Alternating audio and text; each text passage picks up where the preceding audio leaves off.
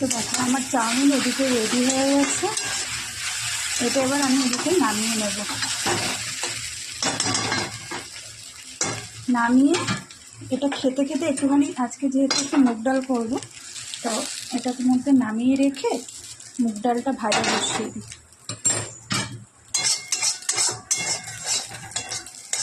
কেন বলুন, তাহলে আর কড়াইটা ফাঁকা যাবে না।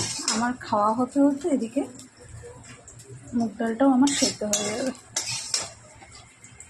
আমি আর কড়াই আর ধোবো না, এই কড়াইতেই বসিয়ে দেবো একবারে। কড়াই আমার পরিষ্কার। এদিকে মুগ ডাল হচ্ছে একটু ভাজতে বসিয়ে দিয়েছে। আমার চাউমিন এদিকে রেডি, এটা ভাজবো। ভেজে তারপরে হচ্ছে কি সকালের খাওয়া।